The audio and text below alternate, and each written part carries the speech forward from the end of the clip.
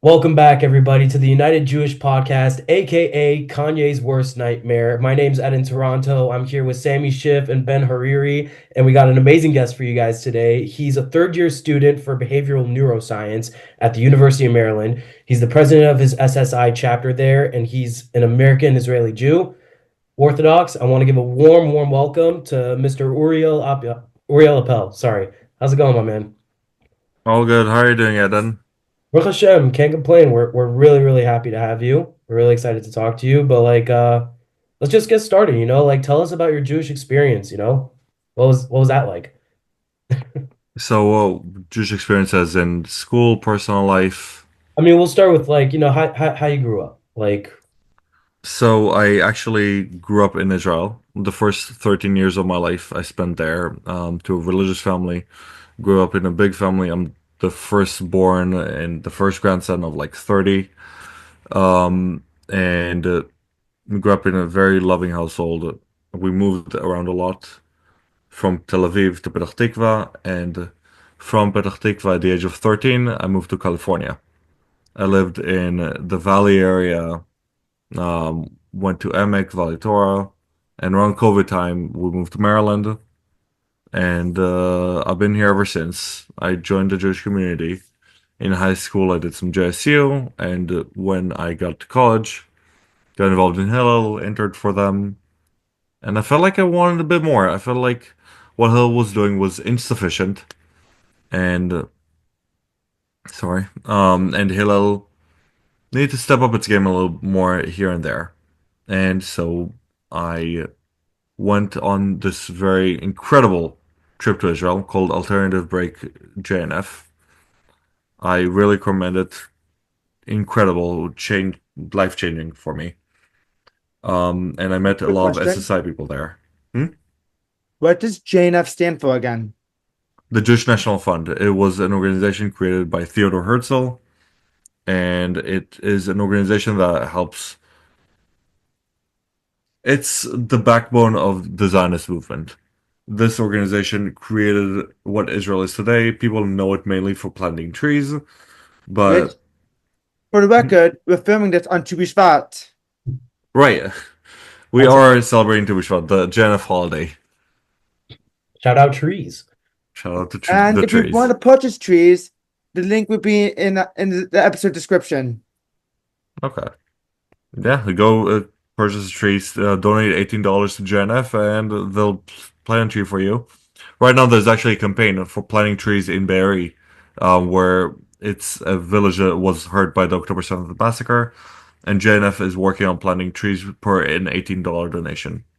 And what's great, if before February 28th, if you purchase a tree, you have a chance to win a free round trip ticket to Israel. Mm-hmm. Absolutely. And if you donate to a college campus, they have a chance to get some money for a positive Israel event. Mm-hmm. Cool stuff. Good thing I donated to JNF last year. It's awesome. Great organization. Yeah, it's I did absolutely alternate wonderful. winter break back in 2022. Alternative Break is wonderful. Yeah. So on Alternative Break, I met Sophia Witt, the vice president of SSI. She was our chaperone. On my trip, I had Bali Levine, I had Lauren Kyle, and Riley Rappaport, Brennan Myers. These are all some of SSI's best lineup. Um, and it was an incredible trip. I started an SSI chapter of my own, and now I'm here. That's amazing. Awesome. I actually wanted to ask something that you mentioned before. You said like Hillel needs to step up his game. I'm actually curious because like from what I heard, I mean, obviously I went to Yeshiva University, so it's like I have personal connection with Chabad and Hillel, like on campus at least, like off campus, 100%. But on campus, I never really had much connection to that. So it's like, from what I heard, Hillel's been doing a great job. So I'm curious, like, what do you think they could do better? So overall, Hillel, and just small disclaimer over here. Hillel is a wonderful organization. They do a lot of great stuff. Hillel is the backbone of the Jewish community on my campus, and my life would be a nightmare without Hillel. I daven there. I have kosher food there. I have Shabbat services there. I have all my friends there. It's a Jewish space. It's a Zionist space, and overall, it's a wonderful place for Jews on campus. My problem with Hillel is that it's first a Jewish organization, which good, we need those. And what I was looking for is a Zionist organization. It's not that Hillel wasn't doing enough, is that I felt that there's more to be desired, that it wasn't necessarily Hillel's job to fill in that gap. Um, and what SSI does is go aggressively against all the anti-Semitism that's happening on our campus. Um, I am very lucky for the enormous Jewish community in the University of Maryland. We have roughly 40,000 students. 6,000 of them are Jews, and 1,000 of them are Orthodox Jews. Over 1,000. Fun statistics. We have, I believe, more Orthodox Jews than YU. Yeah, female. That's awesome. Crazy, crazy stat, and I respect it, honestly. Yeah, I have a lot of friends who go to University of Maryland. And is this the one in College Park? Yes. The follow-up I had with Hillel, and it's interesting because me and Sammy were actually texting each other in one of the SSI group chats weeks ago. We were discussing we've discussed it with different people on previous episodes about the differences between Hillel and SSI and Chabad. So to me, the when I was going in UCSB, the big three really were SSI, Hillel, and Chabad. So I just want you to tell us your connections to SSI and Chabad, as well as Hillel, and the differences between the three from your perspective. So, first of all, in my campus specifically, we actually have a very unique situation. I know that in some campuses it's like that. Mostly it's not. But Hillel and Chabad have a very good relationship. We do our Friday night meals at Chabad. We do all services in Hillel. Chabad does not host services at all. Um, the Chabad rabbi gives the speeches during Shabbat day. All holiday events are held in the Chabad building, and we have an enormous Chabad community. Like all the big meals, all the big holiday events, like the Purim Megillah reading, all these things will happen in Chabad, and everybody's aware of this. And the rabbi of Chabad will come to Hashkama, which is the early davening. He's gonna come to the regular minyan and whatever it is, and he's gonna give a spiel. Um, it's a very good relationship. Meanwhile, SSI, we officially became a club in November, so we're very new. Students are still learning about our existence, and I was working behind the scenes to set up the works for SSI to really become a club. We now have 9 members on our board as of yesterday. Um, and we have a very strong board. As far to the differences between the organizations, SSI a has a very clear mission to be a confident pro-Israel voice on college campuses to support students in grassroots pro-Israel advocacy. They drill it into us in SSI. That's our mission, verbatim. Like this is what we're supposed to say, what we are. This is what SSI is at the very base. Hillel is first and foremost a Jewish organization, not necessarily pro-Israel, which is why in certain campuses it's not the case. Still very rare. Hillel overall has a very big Zionist message, but some people don't take it that way. Our campus, thankfully, has a very Zionist Hillel, and I'm very thankful for it. Yeah, because they have more Orthodox Jews there than YU. So, I mean, you'd kind of I assume. mean, we, unlike YU, we don't have as many students on campus as well. So on campus, the Orthodox Jews, you guys definitely beat us. And the follow-up I had was your SSI is fairly new. My perspective from SSI being graduated from 2021 is the main differences between campus life pre-October 7th versus after? Because to me, I feel like we're all Jewish Americans growing up in this country with the I'm Iranian. My parents were born in Iran. We grew up as Iranian Jews, but from my understanding and my general feelings is that this whole thing was kind of festering and simmering but before October 7th, and it kind of blew up after. So what's your perspective on pre versus post October 7th Jewish life? So very ironically, I'm a slightly unique case in that sense. I am a transfer student into the University of Maryland. I transferred in when was it? Right, fall of 2023. I just got onto campus, and I'm a commuter student. I do not live on campus. I commute every day. I would go to my classes, immediately go to my car, and go home. I heard about the party life in the University of Maryland and how crazy it gets on Simchat Torah. Me and a bunch of my local friends planned a trip then. We talked to some of our on-campus friends, and we planned to stay in their house for Simchat Torah of 2023. And so the first time I was in Hillel as a part of the Jewish community on a Shabbat as just a regular member of the community was on October 6th. We went to Chabad. We had a wonderful time. And on October 7th, I showed up to Hillel, and you know what happened. October 7th, Jews died across the board in Israel, and the protest started. On October 9th or 10th, I don't quite recall, we had a school-wide vigil of over 1,000 people, and the school's president spoke. Everybody came. We had maybe 5 people counter protesting the vigil. By the way, there were counter protests.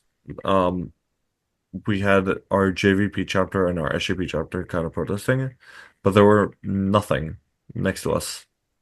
I actually read somewhere today that Jews overwhelmingly do not agree with JVP no matter what they try to say. Correct. So it makes sense that it was very little. I mean, yeah. But I didn't really get to see too much of our campus before October 7th. It was fine. I didn't really mention the fact that I'm Israeli. Before October 7th, I didn't really like approaching the topic. I felt I didn't really know too much about the Israeli-Palestinian conflict, to be honest. I knew some stuff here and there. I knew about the War of Independence a little bit. Again, I didn't know too much. And the more I learned as time went on, the more I got invested in the topic, and the more I became proud of my Israeliness. And the more I started projecting it to my classmates and my surroundings. And I didn't really have enough time in College Park to make friends, to lose friends over Israel because I just barely got there. I see. So Yeah. was there more like events after the video, or was it like the video and then not much happened after? What do you mean? Like, did you have more like pro events for Israel after the video? Like, Oh, yeah, was it yeah, yeah. more? Of course. So Hillel every year has a big event called Israel Fest at the end of the year. We did that, of course, but other than Israel Fest, we started tabling. Um, there's a group on campus called Turks for Israel, Turpac, all these different groups. And Turpac started tabling for Israel. It was run by a few students who now about half of them are graduated or graduating right now. Um, Not many of them are left. And when the leader of the tabling graduated, the tabling essentially died immediately. And I'm trying to bring it back right now. I We tabled once this semester already. We're going to table again on Monday. and I want to make a regular event of Yeah, tabling every taping Monday. taping sets a cool tour to get your faces out there, and it's very like low pro where it doesn't take much effort to go out and table and talk. Yeah, absolutely. Um, and was there active SJP, JVP? Like, do you have any encampments and a lot of protests?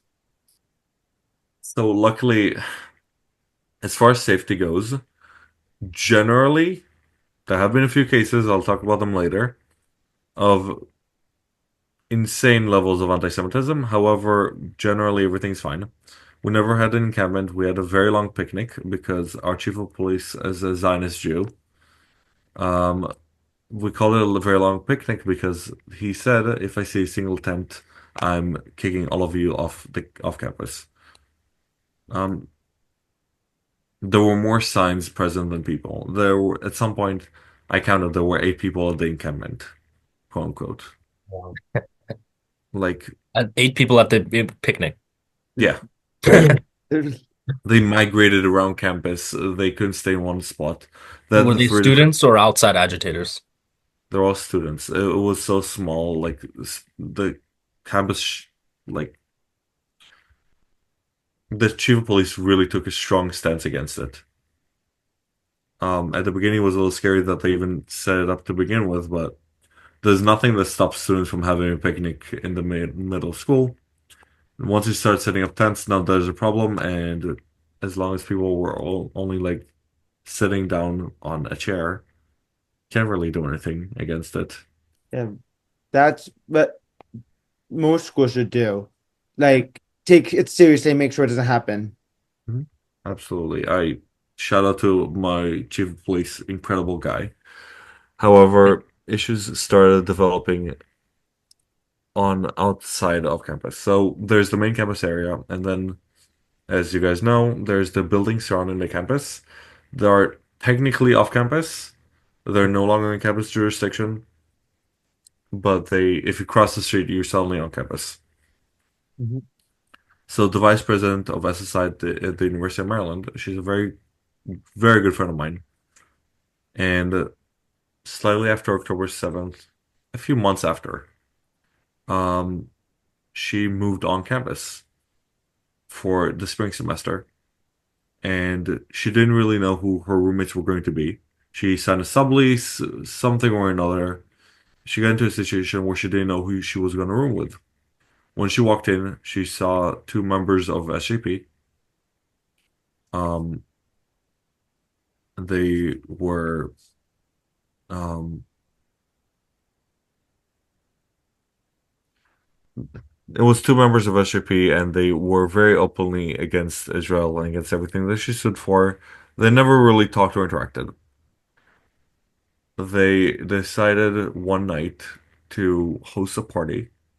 It was over Shabbat. She didn't want to spend Shabbat in a Muslim SJP party with alcohol. So what she decided to do is go home for the weekend. When she came home on Sunday, she found out that somebody opened her door, went into her room, tore down her Israel flag, and shoved it down the toilet. Now, she cleared out her stuff from the apartment in phases over the following week, and about 2 days after, or the day after, when she went to get her stuff, she saw a Fatah pamphlet in her room, 30 pages long of Fatah propaganda, PFLP. Um, just straight up supporting the Intifada and justifying the first and second Intifada in Israel. There was a few days later, someone broke her mezuzah, and just overall incredibly disgusting things. The university didn't do anything because legally it was off campus. It's not their jurisdiction. Hmm. Um, and legally you can't really do anything because it was in a party, and you can't really hold the host accountable for something that could have been done by a drunk guest. Yeah, technically, I know we can't pin it on a specific person, but technically, it still would be breaking and entering uh for it's a felony burglary, basically, still. So, Not burglary, but vandalism. It's yeah. vandalism has been committed. However, there's nobody to charge the crime with. They have been very not non-communicating in the investigation. They've been very troublesome. And recently, Care even put out a message about her. They haven't named her, but it's her. Um, Talked about how students are doxing students in their community. Um, Rivka went on and wrote two Times of Israel about the situation and very quickly became the number one most popular author on Times of Israel. She worked with Andrew Hatred and published six, seven videos through them. Talked about her situation. She's getting invited to speak about it across the country. And she's truly a brave woman. The university hasn't done anything. And she's been pressured by the university to stop. So she's pressuring the university in return. She is showing the university she's not going to back down.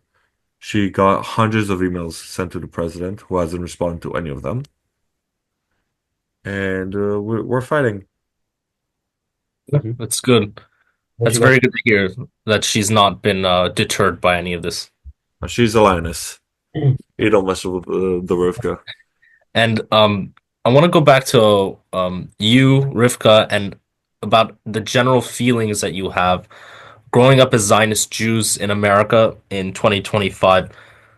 What I've noticed in the last year and a half from talking to people in LA, New York, people from all around the country is that the general trend for Jews in America and Jewish life on campus is that people have become more prideful and people have definitely become more aware of their Jewish identity. So I want to ask you, what is the? I know because you mentioned that you gained more knowledge and you became more involved after. Is that the general trend that you see amongst your friends and your friend group, and about people you see? Absolutely.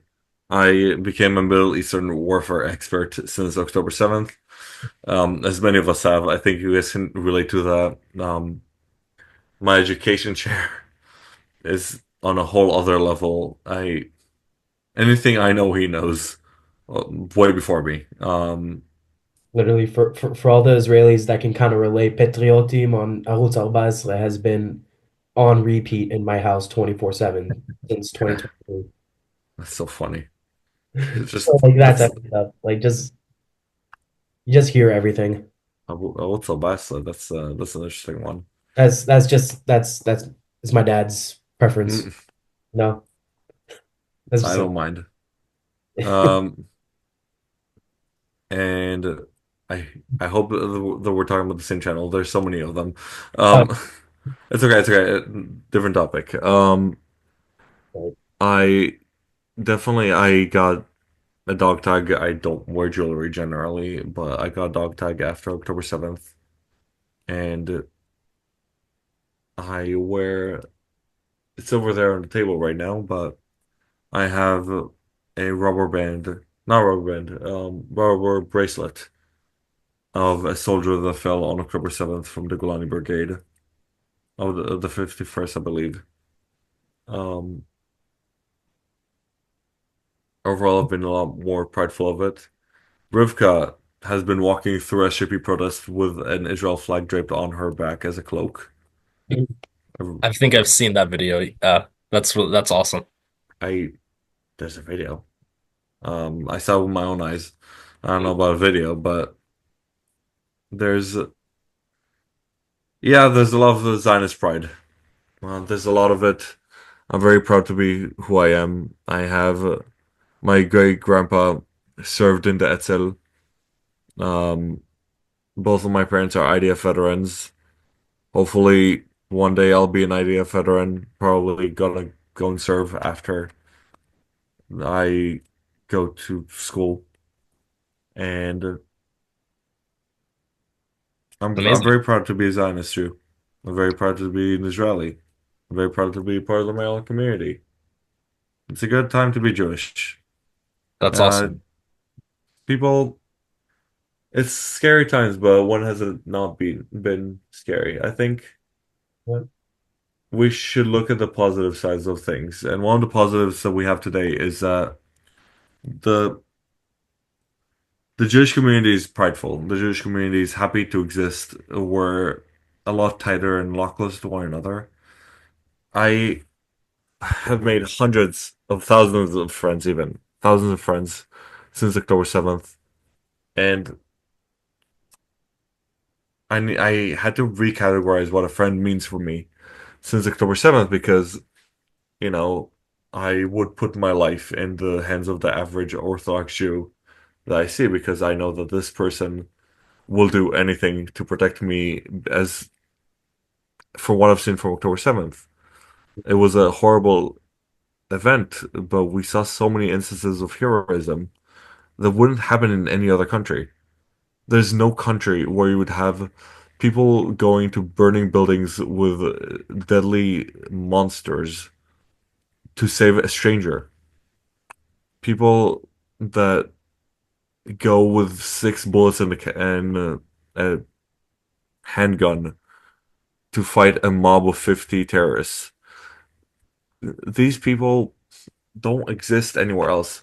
A grandma that can hold 5 terrorists down for 20 hours with her cookies. Like that sounds like a story I made up. I'm gonna tell it to my grandkids and they're not gonna believe. Like Absolutely. that's not a story that's gonna survive down the line. It's gonna sound like an urban legend. Yeah. Like a Johnny Appleseed Very type. true. Absolutely.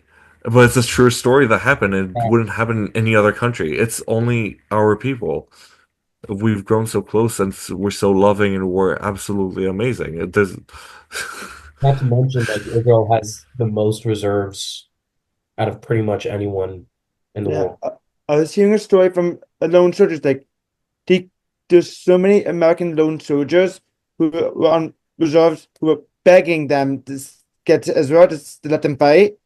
That there was not enough planes to get everyone who was volunteering there. Yeah. There's we have a good nation. I really really really love our people. And it's something good. It's I think it's a good time to be a Jew. It's a scary time to be a Jew nonetheless. And we all need to stay safe. I have friends in Australia. Shout out to Daniel Melamed, the president of SSI at UNSW. He has helicopters over his neighborhood, monitoring it every night for anti-Semitism, and still that's what's happening in Australia. Yeah. Um, Just some current events that are happening in Australia. They've had so many recent events. They've had a string and mob of anti-Semitic incidents, people drawing graffiti on people's cars, bombings and fire bombings of different Jewish buildings, At the of doctors. synagogues, and most recently today they've had two nurses at one of their hospitals made very direct threats against Jews, against Israelis on camera. So whenever the Jews of Australia and the Melbourne especially are very strong, and we pray for them and their resolve. They're an incredible community. And we'll bring Absolutely. Daniel one day to hear his story. I very much recommend talking to Daniel. He's such a fascinating person. Um, he is definitely one of the strongest SSI presidents I've ever met. I can't hope to be half of what he is. Um, Incredible guy. Also, side note, and the SSI, I believe that was an SSI that was founded in New Zealand, was founded by Christian Mhm. Zionists. So that's Xander. incredible. Xander's also a wonderful person. He's a good ally. I sat down with him one Shabbat night. For him, it was Sunday noon. Um, and we just looked at different options, different connections in the area they can make because, like you said, he's a Christian Zionist. I helped him map out the Jewish side of things in New Zealand. Um, and he's a great guy. I really like Sender. By the way, the reason I know all these people, I'm currently running an event that I plan to do throughout the year. On actually a week from now, we're hosting our first one. If you go to our Instagram, you'll see it. SSI UMD, we have yes, we uploaded it. Just had to double check. It's the SSI International Panel. So over the conference that we had in December, I met up with the president of SSI in Ireland, who is still working out the last bits of setting up the chapter, but essentially done. And SSI in City College in England. These are amazing friends of mine, Isaac Rand and Jamie. And I decided to meet up with the rest of the international SSI chapters. I'm still working on some of them, but I've met with the rest of the UK chapters. I've met with the Polish chapter. I met with the New Zealand chapter, with the Australian chapter. There's a girl in France who is thinking about opening a chapter. I talked to her. I talked to a guy in Spain. Just trying to reach out to them and get their story. And we're going to invite them over to our school to have a Zoom call and talk to the students because just a question to the three of you. Do you know how many parties are in the Irish politics? What form Oh, of government do they have? Just oh, what's the Irish main um, politics. news? I believe a little bit. I believe More than two. parliament. It's a parliament system. The government itself is similar to the one in the UK. They have a prime minister, and but the general trend in Ireland now, it's very anti-Israel in general Absolutely. because Ireland is different because they have this revisionist history that's taking place in the country where a lot of the left-leaning side of their politics is very sympathetic to the IRA, the Irish Republican Army, which is the terrorist organization that currently still exists or claims to still exist in Ireland, fighting over Northern Ireland, and that manifests itself in the form of anti-Israel politics. The IRA was notoriously had ties to the PLFP, the Popular Front for Liberation of Palestine, and because of that, they become anti-Israel. So the fact Right. that there's someone in SSI in Ireland is incredible. So Jamie is actually not Jewish either. Fun fact about Ireland. My university, the University of Maryland, we have 6,000 Jews. We have three times as many Jews as the country of Ireland. Oh. They have only 2,000 Jews in the entire country. So Jamie is a strong ally. He's a very strong ally. He's an incredible person. He's extremely smart, extremely wise. When he opens his mouth, I feel like the dumbest person in the room. He also has a very thick, like, European accent, which is very fun to listen to. He makes him sound smarter. Yeah. Um, It's great. You don't need to be Jewish to be a Zionist. Just Absolutely not. my when I was on the president last year, had my event coordinator was not Jewish, and We have an Arab member of our board. yeah, He's Awesome. Saudi Arabian. He's an immigrant. He served in the U.S. Navy, and he's a very big Zionist. yeah, Awesome. Cool. It's a wonderful place, um, and people understand that we need to protect it. Yeah. I mean, I will say this though, when it comes to allies, the thing is, I feel like, I mean, since the last time we recorded, um, a whole bunch of stuff like happened in regards to like anti-Semitism in America. Like the two biggest things was like, um, first thing, the Elon Musk situation obviously erupted the internet, and then secondly, most recently, Kanye West, of course, as mentioned in our intro, blew up the internet as well. A Yeah. little silly. And The the thing, it's like from both of those situations, you saw a lot of people, um, that, were claiming to be, I guess, allies, and some were, some were not. But it's like you saw a lot of people that weren't Jewish claiming anti-Semitism or claiming not anti-Semitism. And I think the biggest lesson we can learn from that is obviously allies are amazing, but we need to be careful because some allies are genuine, whereas others pretend to be allies when it fits their narrative.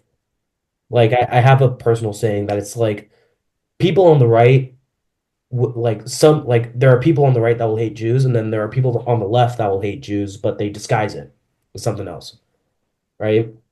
Like instead of saying they're anti-Jewish, they'll be like, oh, anti-Zion. They'll use code names, right?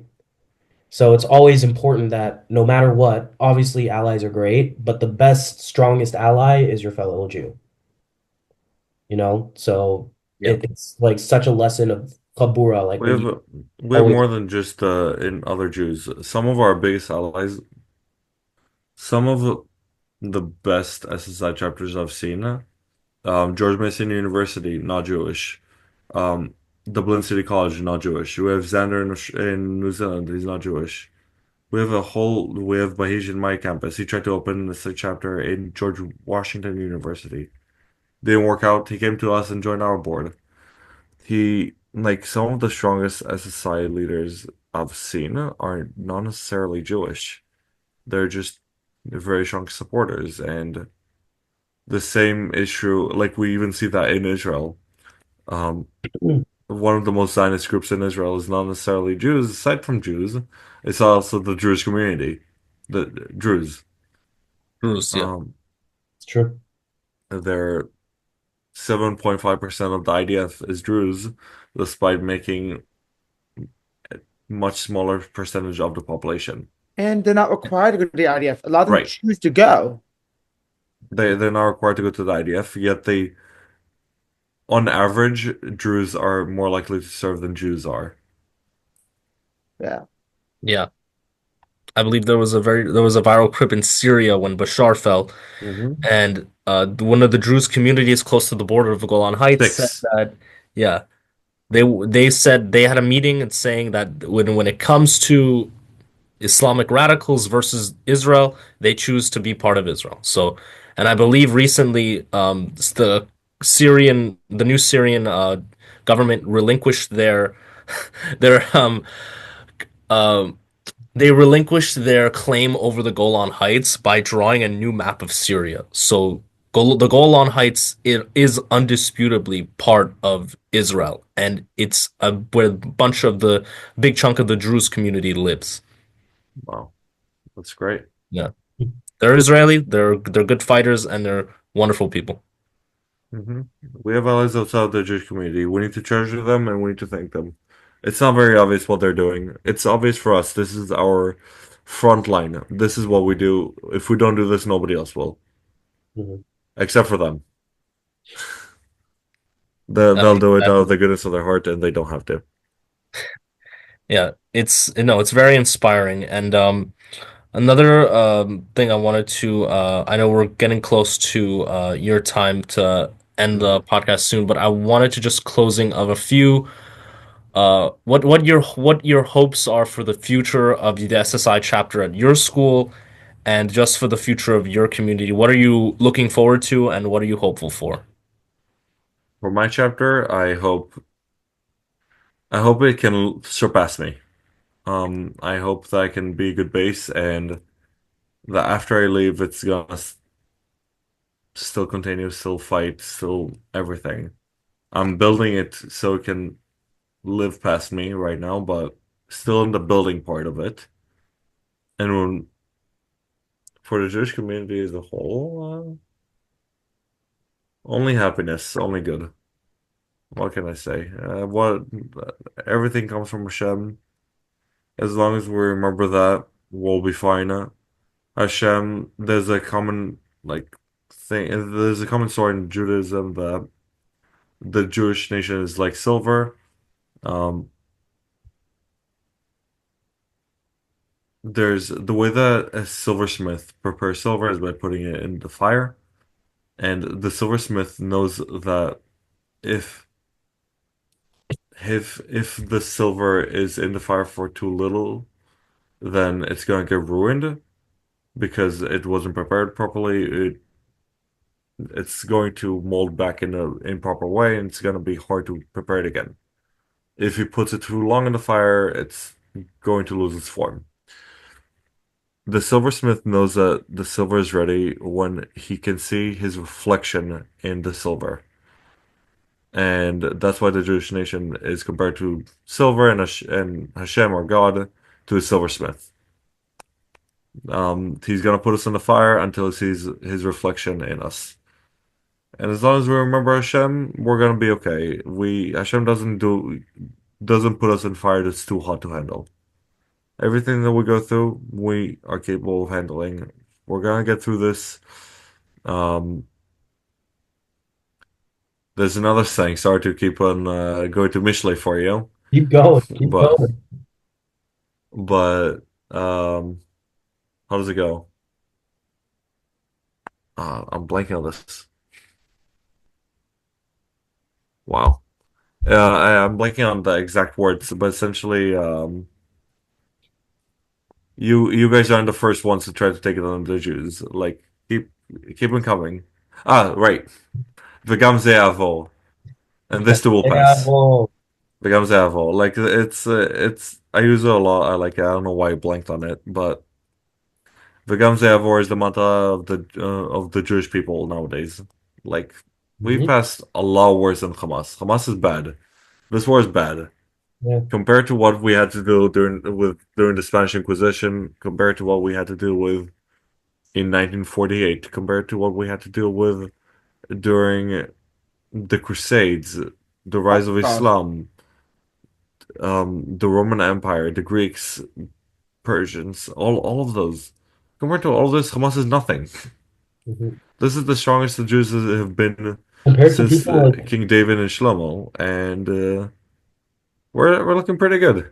compared to people like literal ancient Greece, Hamas is a bunch of donkeys compared to They're nothing. 100% right. Literally. Chazak Baruch. Uriel, thank you so much for coming on. We loved hearing your story. We were so happy to have you. And Chazak Baruch on that beautiful Dvar Torah words of wisdom at the end there. Thank you so Wow. much. We Thank appreciate you. Tadara.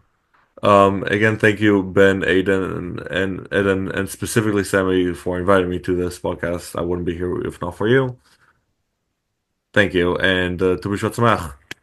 Thank you for coming. Thank you. And God willing, guys, thank you so much for watching. If you guys like this episode, please make sure to like and subscribe. If you guys want to see what's going on with the show, who's coming on next, stuff like that. If you want to be on the show, our Instagram is at United Jewish Podcast. We have an open door policy on the DMs. Slide in, reach out to us. We'll get you on the show. We'll figure it out. Anything you want to talk about, we're here for you guys. If you guys want to donate to the JNF, we'll add a link down below as well. If you guys want to see what's going on with Uriel, we'll add his links down below as well. And once again, thank you guys all so much for watching and have a great one.